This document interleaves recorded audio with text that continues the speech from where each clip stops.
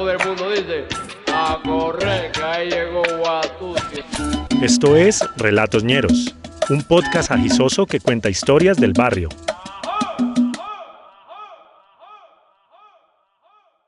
El pibe del sur.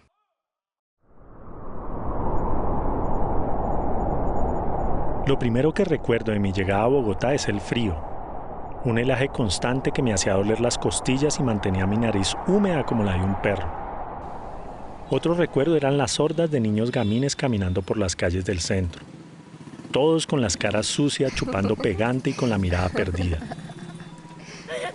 Pedían plata a la gente que iba pasando, o se robaban monedas, o se robaban comida en montonera, y salían corriendo como una jauría ruidosa entre casetas y buses amarillos. Todos ellos vivían en la calle, dormían entre cartones o en las alcantarillas. Todos ellos tenían más o menos mi edad. Mi mamá sacó una pieza en arriendo en un barrio del sur que se llamaba Bravo Páez, pero todo mundo le decía Matatigres. Era un cuarto pequeño sin ventanas de piso tablado y habitado por numerosas pulgas. La dueña de la casa era doña Lilia, una señora amable que hacía muchos calzones en una máquina de coser instalada en medio de su sala. Con lo de la separación de mi papá, mi mamá había logrado quedarse con varios enseres necesarios para vivir. Por ejemplo, la estufa de gasolina, la licuadora, una cama semidoble de madera, un buffet que hacía las veces de armario, y un televisor a blanco y negro inmenso con un mueble de madera y sin control remoto. Esos y unos cuantos chiros eran todo nuestro trasteo. Como llegamos a mitad de año no había cupo en ninguna escuela todavía, y me tocaba quedarme encerrado. Mi madre consiguió trabajo en la cocina de un club muy al norte de Bogotá, y todos los días debía subirse a 2 buses de ida y otros 2 de vuelta. Allá lavaba ollas, preparaba salsas, pelaba ajos aunque le daba mareo y molía el pan duro para hacer miga. Un trabajo pesado en el que ganaba apenas para pagar los 3.500 pesos de arriendo, hacer un mercado chiquito y guardar para los buses de la quincena. Ella siempre me dejaba las instrucciones para preparar las lentejas, el arroz, el sudado, las papas saladas, la huepanela y otros manjares. Pone el sartén, le pica cebolla, le echa el ajo, el aceite y lo pone a fritar. Le echa el agua y luego el arroz y lo deja que seque y lo tapa y ya. Eso es todo. Me decía antes de irse. Así todos los días, no había otra opción. Debía irse a trabajar y dejar a un niño de 8 años a merced de los cuchillos, el tanque de gasolina y el agua hirviendo. Lo bueno es que aprendí a cocinar, a lavar la loza y a espichar pulgas con las uñas. No me atrevía a salir solo, no conocía a nadie. Le tenía miedo a los gamines y a la calle fría. El parque más cercano era el de Villamayor, pero había que pasar la 30, y yo era una hueva para cruzar calles grandes. Así que me tocaba quedarme todo el día encerrado leyendo revistas que ella traía del club y cacharreando el televisor a ver si cogía algún canal. Muchas tardes a mi mamá le pedían quedarse trabajando hasta medianoche en el club. Le pagaban un turnito más y esa plata nos servía, pero no tenía cómo avisarme. En aquella época no existían los celulares y en la casa de la señora Lilia no había teléfono. Yo por las tardes le pedía permiso a doña Lilia para subir a la terraza a ver cuándo llegara mi mamá. El paradero quedaba a 2 cuadras y desde allí se veía cuando la gente se bajaba y se subía de los buses. Cuando la veía bajaba corriendo las escaleras para abrirle la puerta. Siempre me traía algo de comer envuelto en papel aluminio. Sobras que dejaban los socios en sus platos. No comida mordida. Era lo que dejaban entero, como un platanito frito, una pata de pollo, papas a la francesa. Cuando estaba de buenas me tocaba una pata de pavo o un pedacito de carne a medio asar. Lo que más me gustaba eran los palitos de ajonjolí. Parecía una galletica larga pero no tan dulce. En el club los usaban para decorar y nadie se los comía. Entonces la chef se los regalaba a mi mamá y yo los administraba muy bien. Tenía mi reserva de palitos de ajonjolí para el fin de mes cuando más duro azotaba el hambre.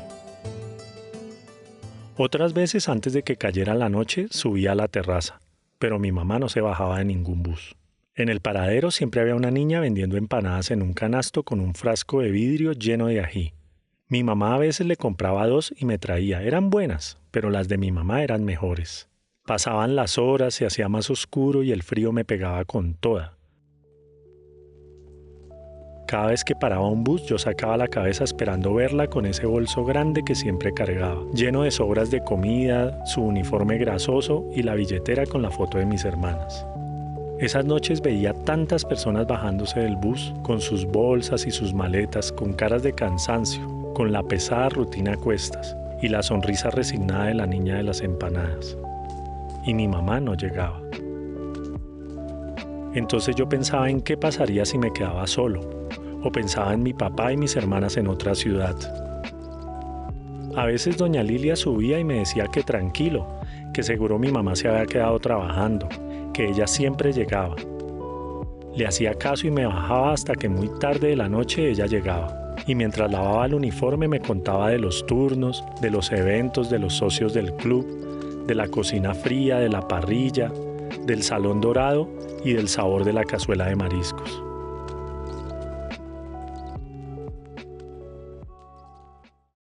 En la terraza había una antena de espina de pescado, una parrilla pesada amarrada a un tubo metálico del que colgaban muchos cables. Le pregunté a doña Lilia por todos esos cables y me dijo que si había uno despegado de los que habían dejado los otros inquilinos lo usara para mi televisor.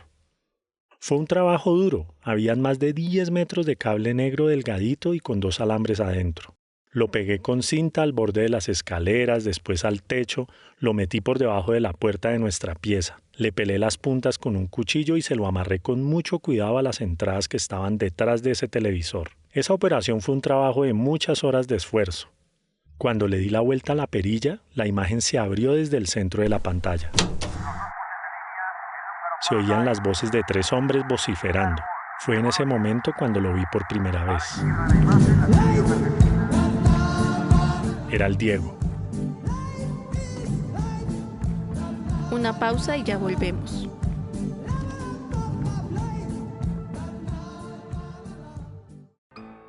¿Qué dice la banda podcastera? Estamos muy felices de volver con esta segunda temporada. Saber que nos oyen, que nos comparten, nos siguen y hablan de nuestras historias nos llena de mucha emoción. Como ustedes saben, queremos seguir haciendo de Relatos Ñeros un proyecto sostenible y para eso necesitamos de su ayuda. Primero, síganos y califíquenos en Spotify, Instagram y YouTube. Y segundo, estamos batiendo el tarrito, así que recuerden que tenemos nuestro plan de Ñerines del Alma en Patreon y nuestras cuentas en Nequi y en Daviplata. Pueden encontrar la forma de ayudarnos en @lachucuarecords en Instagram. Cualquier detalle es cariño y nos ayudarán mucho para seguir haciendo lo que más nos engoma. Y de paso recibirán un saludo y otros beneficios. La buena, mi podcast para usted.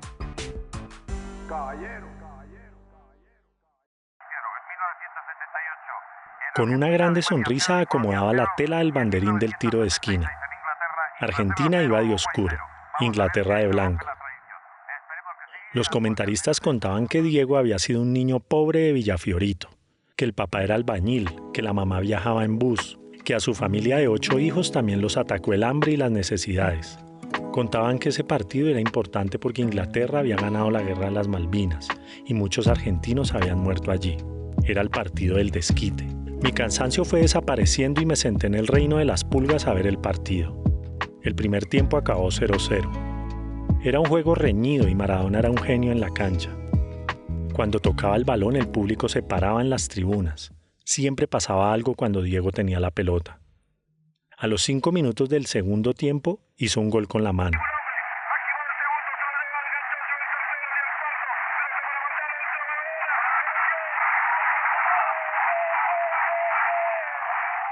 Sí, con la mano.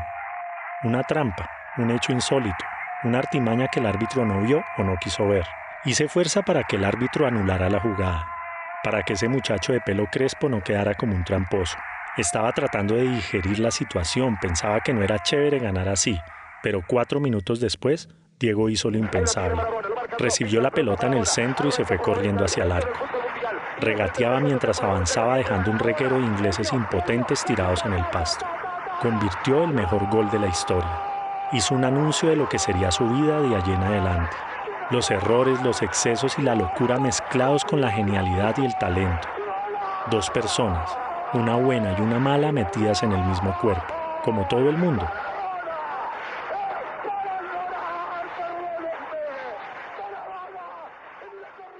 El partido se convirtió en una batalla.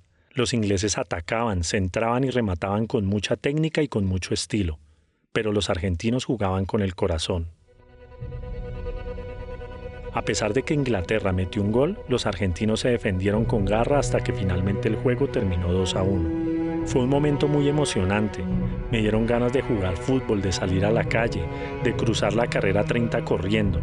Ya no quería ser el niño que lloraba en la terraza esperando a la mamá. Ya no quería tenerle miedo a los gamines que vivían en la calle, ni mirar con envidia a la niña de las empanadas. Quería ser como el lado bueno de Maradona, el que esquiva rivales, el que salta obstáculos. El pibe pobre que abre una pequeña grieta, que altera un sistema que obliga a los pobres a hacer solo goles con la mano. Aquel día de junio mi mamá llegó en la tarde. Se alegró mucho cuando vio el televisor funcionando. Ahora sí podía ver de vez en cuando las telenovelas o el noticiero. Me preguntó si tenía hambre y le dije que no, que estaba lleno, que todavía me quedaban palitos de ajonjolí. No podía dejar sola a mi mamá en esto, por eso cuando le dieron un día de descanso, le dije que hiciera unas empanadas que yo las vendía en el otro paradero del barrio, que seguro se acababan porque eran las mejores. Le pedimos un canasto prestado a doña Lilia y mi mamá se puso a amasar.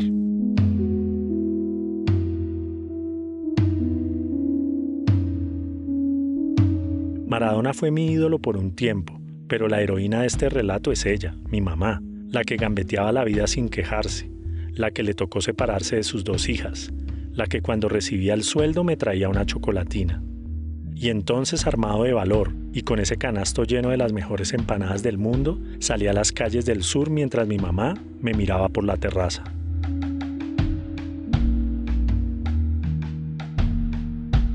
Nos pillamos el próximo miércoles. Agradecemos a Mimo Rap por el diseño de nuestro tema musical y por su apoyo a Cindy Jiménez, a Rosita Cárdenas, Luis Fernando Dueñas, Guillermo Rosso y todos nuestros nuevos seguidores y seguidoras en TikTok.